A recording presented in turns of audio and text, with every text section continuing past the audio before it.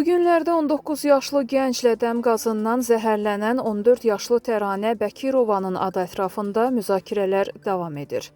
Qeyd edək ki, Təranə Bəkirova 19 yaşlı gənclə birlikdə dəm qazından zəhərlənərək xəstəxanaya yerləşdirilmişdi.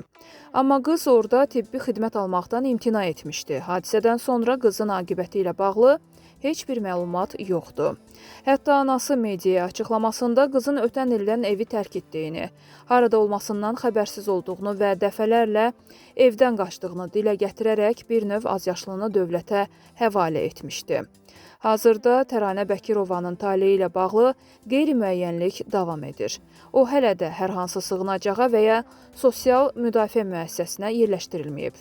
Bu isə ictimaiyyətdə narahatlığı daha da artırır. Halbuki yeniyetmənin təhlükəsizliyi, psixoloji vəziyyəti və gələcək taleyi ilə bağlı suallar açıq qalır. Maraqlıdır. Cinayət işində və dələduzluqda adı hallanan 14 yaşlı qızın məsuliyyəti hansı çərçivədə qiymətləndiriləcək və belə bir vəziyyətdə dövlət qurumları onun müdafiəsi və reabilitasiyası üçün niyə addımlar atmır?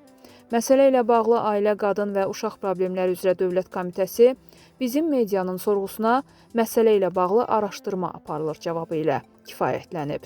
Azərbaycan Uşaqlar Birliyinin rəhbəri Kəmalə Ağazadə isə Təranə Bəkirovanın sığınacağa yerləşdirilməsi ilə bağlı onlara heç bir rəsmi məlumat daxil olmadığını bildirib.